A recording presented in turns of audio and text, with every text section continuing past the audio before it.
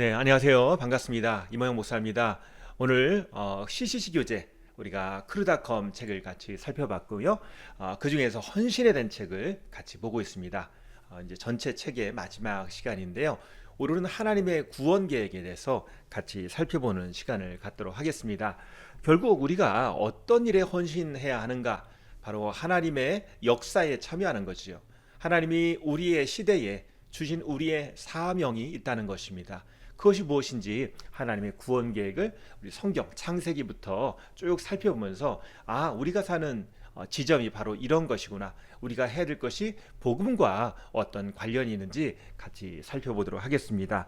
먼저 하나님께서는 창세기 우리를 왜 창조하셨는지 또 어떻게 창조하셨는지를 먼저 소개하고 계십니다.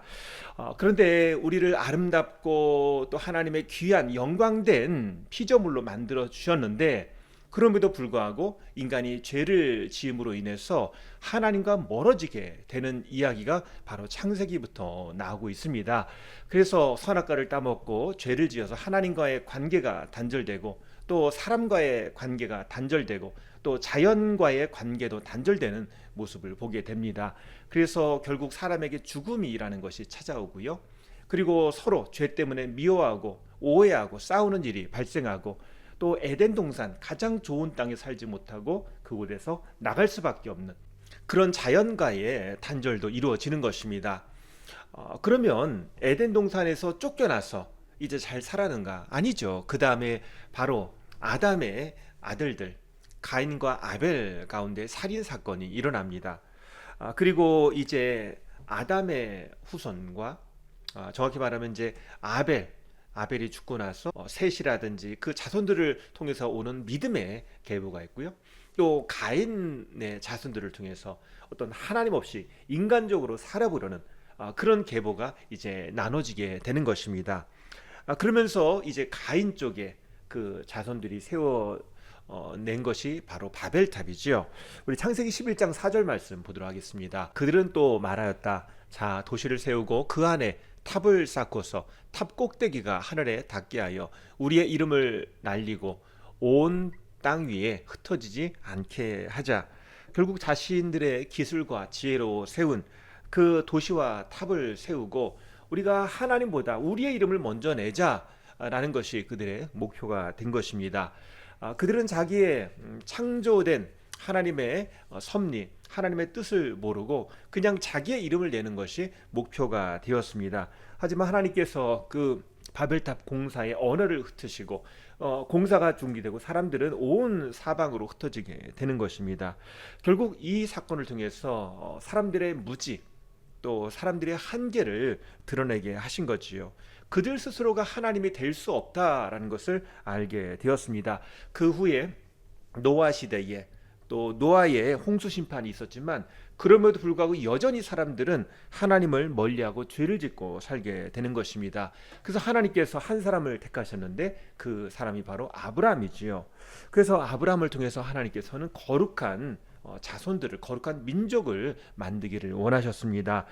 그런데 그 거룩한 민족으로 삼아주신 거룩한 백성 아브라함의 자손들 그들도 하나님을 떠나서 우상을 섬기고 하나님께서 이제 약속의 땅으로 그들을 인도하셨고 정착하게 하셨음에도 불구하고 하지만 그들은 하나님을 떠나고 그 주변의 강대국이었던 아수르와 바벨론에 의해서 멸망당하게 됩니다. 하나님께서 계속 선자를 보내서 회개하라 돌아오라 말씀하셨지만 듣지 않은 것이죠. 그래서 포로로 잡혀가서 살게 되는데 나라가 망했는데 그럼에도 불구하고 포로로 잡혀가서 그곳에서 하나님께 기도하는 그런 사람들의 기도를 들어주시고 이제 포로 생활 후에 다시 망해버렸던 그 이스라엘 땅으로 사람들이 돌아오게 하십니다. 그러면서 나라가 재건되고 하는 일이 하나님의 놀라운 사랑 가운데 진행되게 되는 것입니다. 그 가운데 하나가 우리가 알고 있는 요나 이야기입니다. 요나 선지자 당시에 아수르에 의해서 나라가 망하기 전인데요. 당시 이스라엘의 주적 중에 하나가 그냥 주의해야 될 나라 중 하나가 바로 아수르였습니다. 그 아수르의 수도가 바로 니느웨인데요. 하나님께서 그 니느웨에 가서 복음을 전하라고 말씀하신 거지요.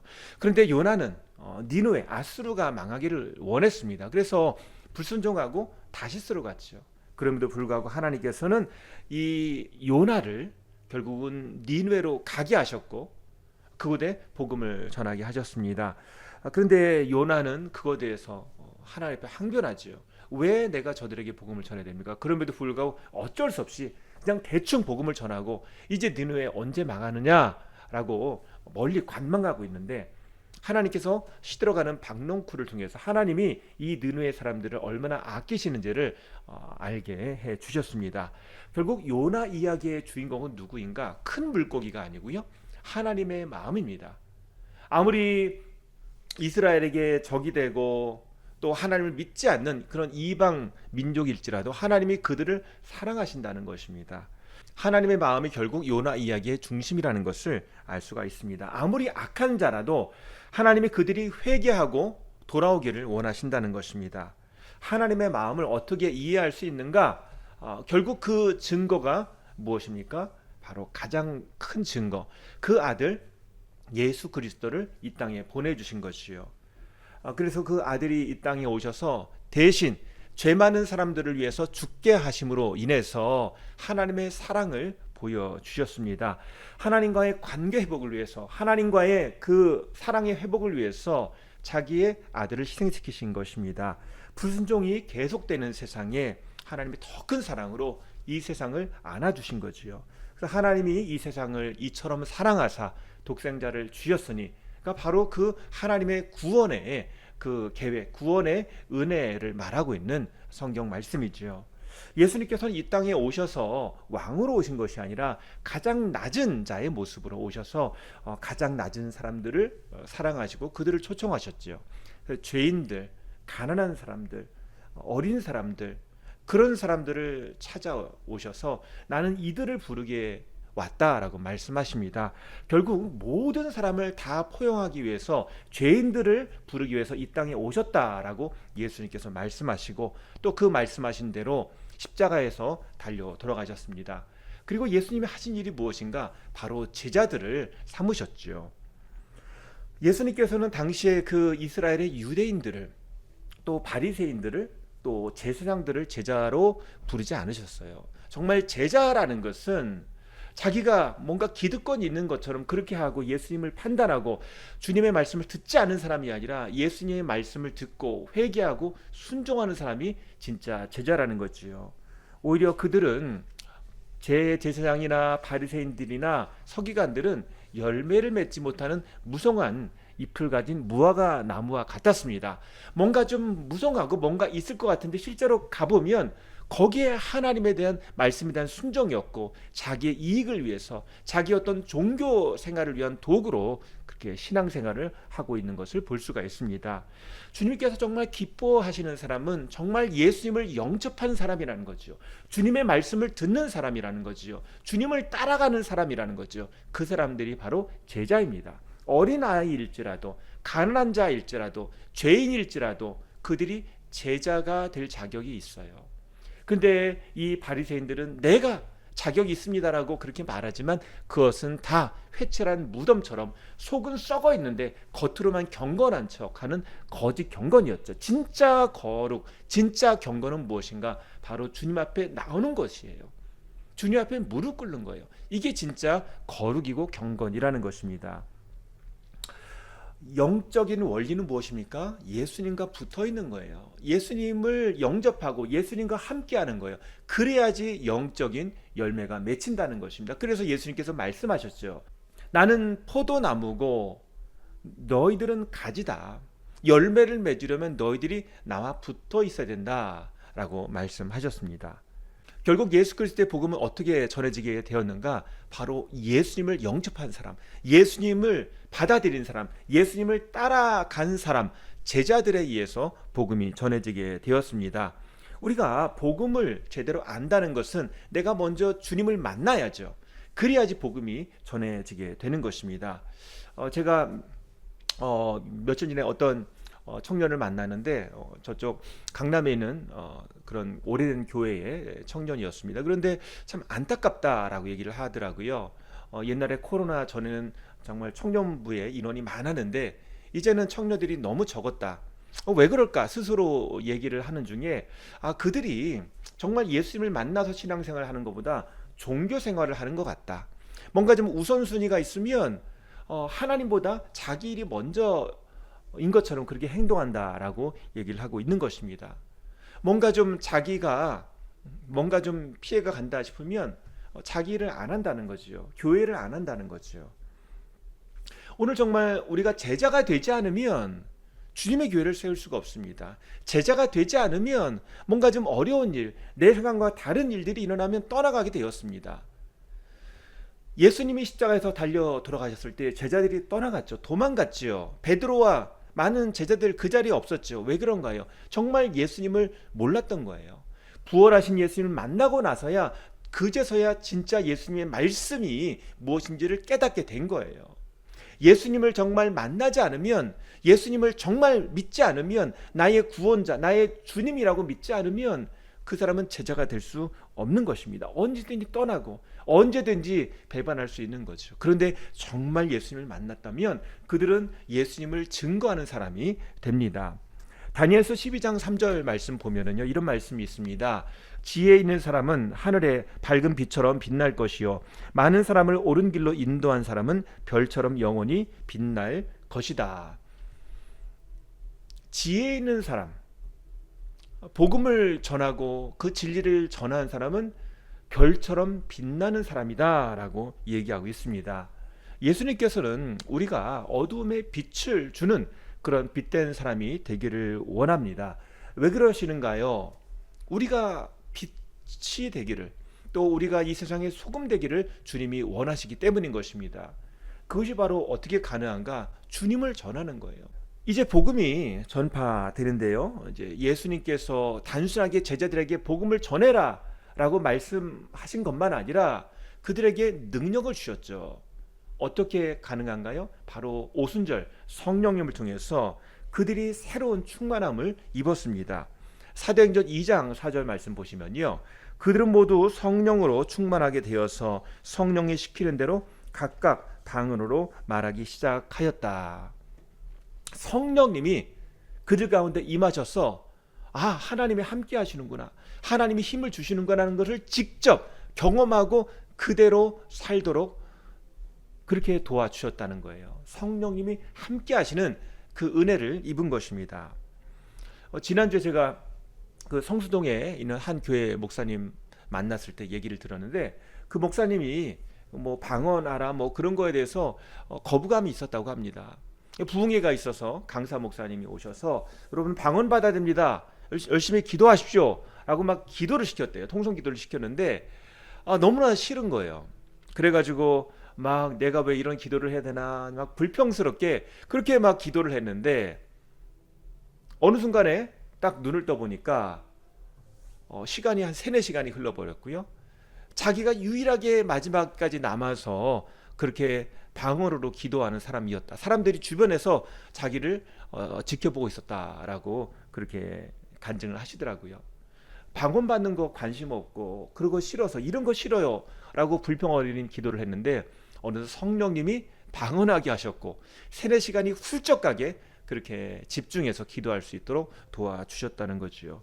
성령님은 우리가 풍성한 그런 신앙생활을 하도록 도와주십니다. 그런 신앙생활은 우리 힘으로 하는 것이 아니죠. 우리 힘으로 절대 불가능합니다. 오직 예수 그리스도, 오직 성령님, 그분의 능력으로 가능한 거죠. 우리가 주님을 증거하는 이유도 내 생각, 내 지혜, 내 결심이 아니라 주님이 도와주시니까, 주님이 실제로 우리와 함께 하시니까 우리는 그냥 증인이 될 뿐이에요. 저분이십니다. 꼭 세례 요한이 예수님 하나님의 아들 저기 계십니다라고 지목했던 것처럼 오늘 우리도 주님을 가리키는 거예요. 주님이 계십니다, 주님이 우리를 위해서 이 땅에 오셨습니다를 우리가 지목할 뿐이에요. 그러면 성령님이 역사하십니다. 사도행전 1장 8절 말씀 보면은요, 그러나 성령이 너에게 내리시면 너희는 능력을 받고 예루살렘과 온 유대와 사마리아에서 그리고 마침내 땅끝에까지 이르러 내 증인이 될 것이다. 예수 그리스도의 복음이 어떻게 전파되는가? 성령님이 우리에게 임하시면 능력을 받고, 그 성령님의 능력 받은 대로 우리가 주님을 전하면 그 복음이 계속 멀리 퍼져나게 될 것이다. 그래서 제자들은 증인이 될 수 있다라고 그렇게 말씀하십니다. 결국 이 예수님의 말씀대로 되었죠. 그래서 성령님을 통해서 마치 복음이 다이너마이트 터지듯이 그렇게 폭발력 있게 전파되었습니다. 특별히 예수님께서는 바울이라는 한 사람을 택하셔서 그를 찾아오셔서 제자로 삼아 주셨죠. 그래서 그가 가진 지식과 경험을 바탕으로 이제 이방 땅에 가서 복음을 전하는 일을 하는데요. 바울은 여러 번에 걸쳐서 전도 여행을 하죠. 당시에 지중해 주변에 있던 그런 여러 나라에 복음을 전합니다. 당시에 세계는 그렇게 넓지 않았어요. 그래서 당시에 땅끝이라고 여겨졌던 스페인까지, 서바나까지 가서 복음을 전하고요. 그리고 마지막에는 이제 로마로 가야 되겠다. 로마로 가서 복음을 전하고 거기에서 순교를 하게 됩니다. 자, 이렇게 하나님의 그런 복음의 역사, 창세기부터 하나님이 얼마나 사람들이 돌아가기를 원하시고 아브라함을 택하시고 또 이스라엘을 택하시고 또 예수 그리스도를 이 땅에 보내주시고 결국 그 성령님께서 이 땅에 증인 사역을 감당하기 위해서 예수님 부활 후에 성령님이 오시고 이 시간 우리가 성령 시대에 살고 있는 것을 쭉 살펴보았습니다. 참된 헌신 이 무엇인가? 오늘 이 헌신에 대한 책의 마지막 부분인데요. 결국은 우리가 복음에 대해서 알고 복음에 참여하는 사람이 되어야 한다는 것입니다. 성령님의 능력을 받아서 자기의 목숨도 아끼지 않고 복음의 증인이 되었던 제자들, 그것이 어떻게 가능한가? 바로 하나님의 큰 사랑을 알았기 때문에, 주님을 깊이 만났기 때문에, 성령 충만했기 때문에 가능한 것입니다. 영적으로 어두운 것에 대해서 정말 거기에 대한 사명감을 느낀 거죠. 주님, 우리가 이 땅에 빛이 되기를 원합니다. 이 악한 마귀와 이떤 어둠의 권세를 우리가 몰아내고 예수 그리스도의 복음으로 저 묶여있는 사람들을 풀어내고 이 땅에 교회를 세우고 복음을 전하는 사람 되기 원합니다. 그런 사명을 그들이 가졌던 거예요. 그리고 하나님께서 그들을 고쳐주시고 그들을 회복하시는 은혜가 너무나 놀라웠던 것이죠. 그래서 그들에게 복음을 전했고 이 가정에, 이곳에 주님의 복음이 임하도록 그렇게 노력했던 것입니다. 결국 이 책 마지막과 제목, 우리 복음의 마지막 주자, 그죠? 우리 복음의 마지막 주자, 우리는 복음의 마지막 주자라는 거예요. 그게 우리가 보고 있는 이 헌신에 대한 책의 마지막 장의 내용입니다. 우리는 이 사도, 예수 그리스도의 사도들, 제자들을 이어받아서 이제 우리도 땅끝까지 복음을 전하는 그런 시대에 살고 있다는 거죠. 그래서 마지막 주다라고 볼 수가 있습니다. 우리 디모데후서 2장 2절 3절 말씀 보시면요, 그대가 많은 증인을 통하여 나에게서 들은 것을 믿음직한 사람에게 전수하십시오. 그리하면 그들이 다른 사람을 또한 가르칠 수 있을 것입니다. 그들은 그리스도 예수의 훌륭한 군사답게 고난을 함께 달게 받으십시오. 주변에 예수님을 모르는 사람이 참 많습니다. 세계적으로 보면은요, 예수님을 모르는 지역이 있습니다. 특별히 이제 가운데에 지구로 보면은 이제 가운데 지역인데요. 이슬람교, 불교, 힌두교 국가들과 또 공산권 국가들의 복음을 받기가 어려운 상태고요. 또 분쟁 국가들이 있습니다. 전쟁하기 때문에 우리가 가려고 해도 거기에 입국할 수 없는, 위험해서 거기에 거주할 수 없는 그런 나라가 있고요. 또 일부 소수 민족들은 정말 오지에 살고 있습니다. 그래서 오지의 섬, 또 밀림, 산간 지역, 지리적으로 고립돼서 거기에 복음을 전하기가 참 쉽지 않은 거지요. 그들은 아직까지 복음을 듣지 못한 그런 사람들입니다. 이들에게 하나님의 사랑과 구원을 전하는 그런 일이 계속 이루어지고 거기에 하나님과 사랑과 은혜가 임하는 그런 일이 우리에게 계속 과제로 남아 있는 것입니다.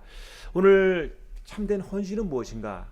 바로 우리가 복음의 사람이 되어야 한다는 것입니다. 정말 하나님 기뻐하신 일이 무엇인가? 바로 복음을 전하는 사람입니다. 제가 지난 월요일부터 오늘 아침까지 잠깐 기도원 갔다 왔습니다. 강남 금식 기도원에서 잤는데요. 뭐 특별한 일이 있는 거 아니고 그냥 기도하고 싶어서 갔다 왔습니다. 그런데 오늘 오는데 거기 가운데 이제 최자실 기념관도 있고 그 강남 금식 기도원이 이제 최자실 목사님하고 관련이 있거든요. 옛날에 할렐루야 아줌마로도 유명했는데 오늘 액자 그 최자실 목사님 액자 옆에 이런 글씨가 있는 것을 제가 봤습니다. 살면 전도, 죽으면 천국. 어우, 강력하더라고요. 저는 옛날에 그 최실 목사님 계실 때 많은 그런 은사가 있었던 그런 기도원이기 때문에 뭐 치유, 뭐 능력, 뭐 그런 것이 써 있을 줄 알았는데 이렇게 써 있더라고요. 살면 전도, 죽으면 천국. 너무나 명확하더라고요. 살면 전도, 죽으면 천국. 이 최재실 목사님의 분명한 그런 사명 의식을 그 문구에서 볼 수가 있었습니다. 우리는 하나님의 은혜 가운데 있습니다. 우리가 하나님의 사랑 가운데 살고 있습니다. 우리가 성령 충만해야 하고 또 능력 받아야 됩니다. 더불어서 나만 잘 되는 것이 아니고요. 하나님의 사랑과 은혜가 넘쳐 흐르는 그런 증인의 삶을 우리가 살아야 할 것입니다. 우리 같이 기도하시겠습니다. 아버지 하나님 감사합니다. 오늘 이 시간 저희들 크루다 금식을 통해서 하나님의 구원과 하나님의 복음에 대한 내용을 살펴보았습니다.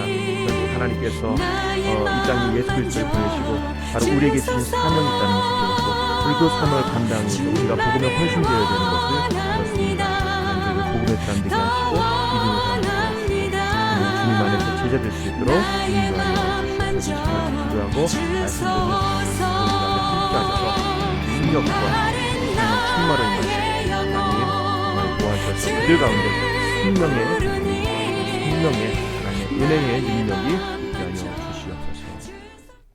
제가 기도하겠습니다. 아버지 하나님 감사합니다. 많은 시간을 통해서 우리 복음 되새김 CCC 교재 크루닷컴 책을 통해서 정말 복음이 무엇인지, 정말 헌신이 무엇인지, 제자가 무엇인지, 섬김이 무엇인지, 또 공동체가 무엇인지를 같이 배웠습니다. 하나님 참으로 우리가 주님 안에서 주님을 통해서 배우기를 원합니다. 성장하기를 원합니다. 또 주님의 몸된 교회를 세워가기 원합니다. 그리고 또한 복음의 증인 되기를 원합니다. 주님 저희를 충만케 하시고 주님 안에서 제자가 되게 하시고 주님 안에서 열매 맺는 사람 되게 하여 주시옵소서. 하나님 헛된 열매, 헛된 세상 풍조를 따라가지 않게 하시고 주님을 따라가며 주님께 집중하는 이 시대의 귀한 주님의 사람 될 수 있도록 인도하여 주시옵소서. 예수님의 이름으로 기도합니다. 아멘.